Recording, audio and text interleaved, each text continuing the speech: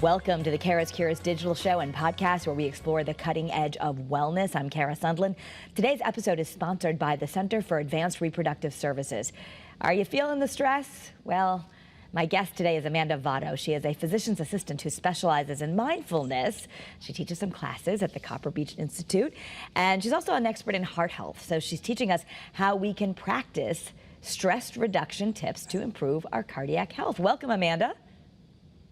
Thank you. Hi, Kara. It's good to have you here. And just for our listeners and viewers, I'll let you know, I had the pleasure of taking one of your classes. We did Mindfulness-based self-compassion. I'm holding the heart right now at Copper Beach Institute, which is, of course, here in Connecticut, but also has programs that people can Zoom into from around the world. But people might be thinking these things as separate. Well, one is for your mind and one is for your heart. But this whole program you're about to teach is really helping our heart health by mindfulness and reducing stress. Can you talk about the link?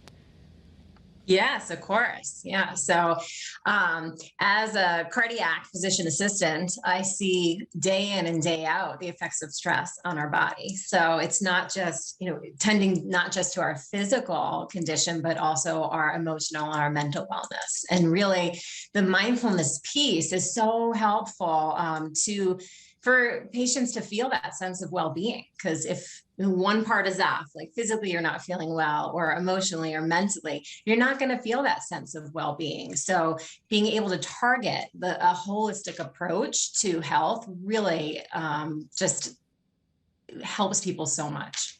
Yeah, and I just want to clear up, because some people will hear holistic and they'll hear mindfulness and they'll think, well, I'm taking medication, so that's not for me. You may be on medication, but this can still help, correct? Oh, of course. Yes, of course. It complements just medication and a treatment to heart disease. Of course. I prescribe medicine. I see patients all the time. And this is just in addition. This is a really nice added addition to help people feel that sense of well-being. Yeah, and talk about how transformative it is for some of your cardiac patients to learn these tips. Yeah, I think, most people, cardiac or not, are dealing with stress, right? And when we're feeling stressed, our attention is not in the present moment, right? When we are stressed out, we're thinking about something that might happen in the future, or rehashing something that has already happened in the past, but we're not in the present moment. And so mindfulness is, it's a technique, it's a tool of really training our attention to be in the present moment. Now, the present moment is not always, pleasant, but we don't have that added layer of what if, what might happen. So we're reducing our stress level when we're able to just be present with what is in the moment. And then we can build resources from that place of present moment awareness to really help support ourselves. So talk about some of the practical tips. I remember one thing that stayed with me from the class I took with you was just taking those mindfulness snacks throughout the day. So perhaps you're going to have an actual snack, and you might take a moment and just take some deep breaths and maybe ask yourself, like, what do I need right now? That's different for a lot of people. Most of us just jam through our day, right? Yes. Yeah. Most of us are on autopilot. We're going from one thing to the next. The thought to even stop and pause and reflect inward to ask, like, what do I need in this moment, isn't an option, right? It's just like people just are like, I don't know. I don't even think about that. So in this 8-week class that I teach, I give lots of different opportunities for ways to hit the brakes, right? To put a pause onto that automatic pilot mode, to come back to the present moment through different breath work techniques, through different like touch to the body, through different visualizations, different ways of really like honing our attention back to the present moment. Some people might say, oh, I can't really meditate. My thoughts never stop. Explain why that's okay if your thoughts don't stop, and also how this is a little different. Yes, that is common. Everybody says it. And I've been practicing meditation and mindfulness for years, and my mind is still busy. So it doesn't mean that you can't meditate or you're like bad at mindfulness if your mind is busy. All it is really just being able to witness, there I go. My mind's off, on some sort of story, analyzing, worrying, whatever it is, and then having the ability to bring it back. You just keep bringing it back to what is here in this moment.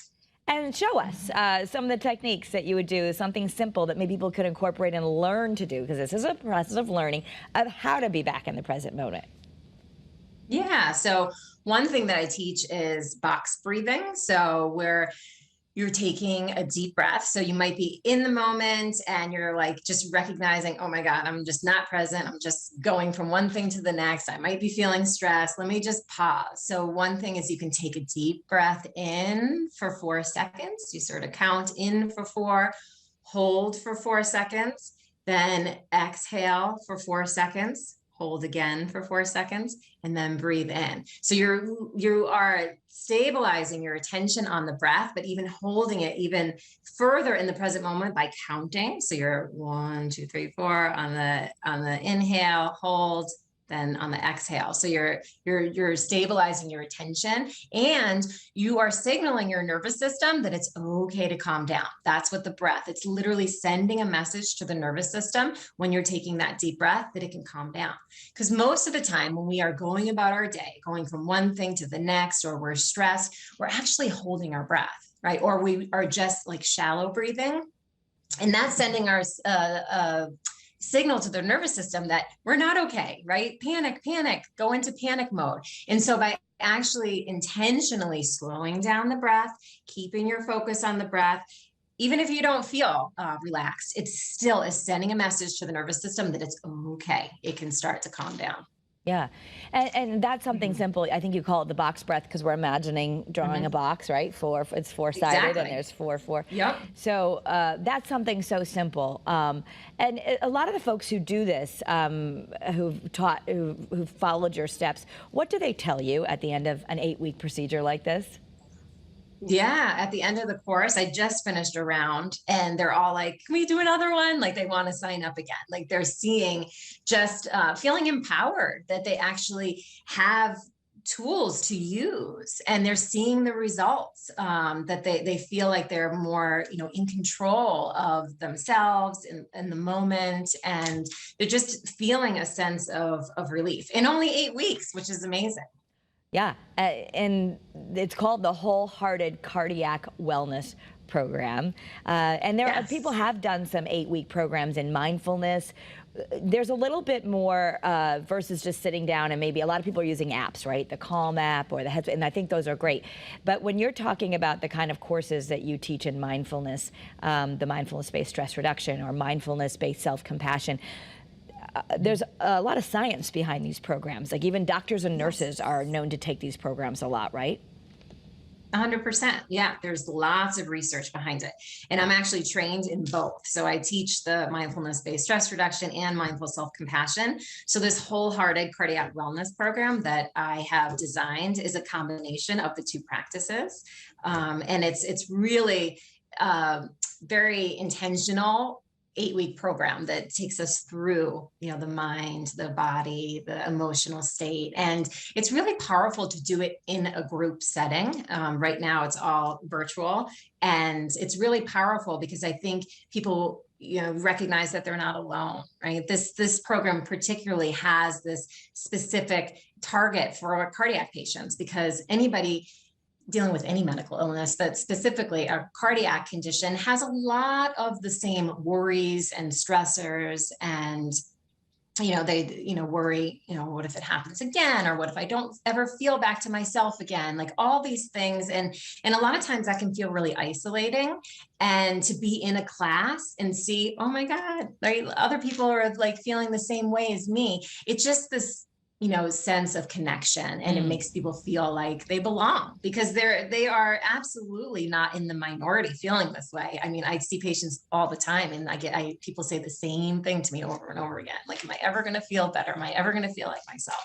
And so having a class where people can just feel like they belong and they are connected with each other, it really just helps overall people feel like they can heal and feel better.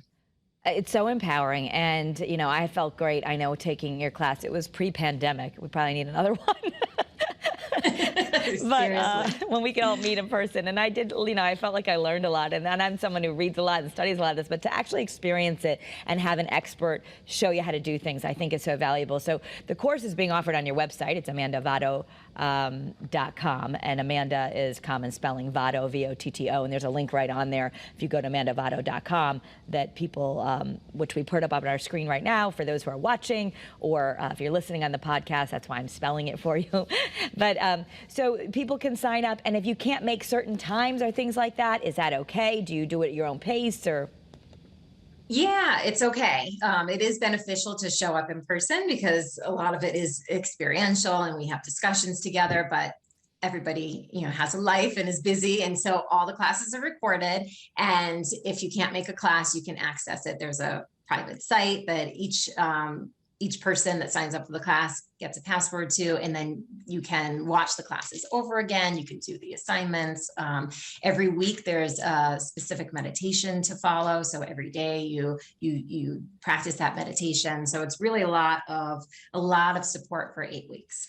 Yeah, and I think for those of us who are busy, or if you're stressed, especially with a cardiac condition, having someone tell you what to do is helpful. Like, you're doing this week. Yes. Here's your assignment. We kind of all go back to being a student. So having that professional guide is probably, a lot of us maybe wanted to start a meditation practice, or we're not sure what to do. So having someone tell you exactly how to get started is probably very helpful. Right, that alleviates some of the stress, right? Like, just tell me what to do.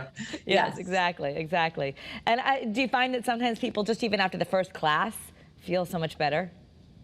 Yes, definitely. And look forward every week to coming to class, and are interested to see, what are we going to learn this week and what's going to be shared in class. So yes, definitely. Yeah. And the great thing is you have this 8 weeks, so you're going to learn, but this is something that you hope people will continue. So as stress happens, as you have these, as you said, tools to go back to, probably good for everyone, but I love that you've specifically designed something for those who are dealing with cardiac health. Like you said, you have that strength in community. Yeah, it's setting the foundation for a lifelong use of all these practices. Well, I want to let everyone know that you're also on Instagram. So if they want to just check you out and see some of the information you put out there, they can go to @AmandaDivineWithin. And again, the website to sign up. Maybe you're listening and you're worried about your loved one who's going through this. You could help sign them up. Maybe you take it together. I don't know. You can look at it, amandavotto.com. And I know you have a link right on there for the Whole Heart Health program. So thank you so much for being with us, Amanda. Thank you, Kara. And you can find more information on the cutting edge of wellness on Kara's Cures here on the WFSB Plus app. You can look back and watch other episodes. You can also listen on the Kara's Cures podcast on your favorite platform, and follow me @Kara Sundlin on social media. I share them there. Have a great day, everyone. Be well.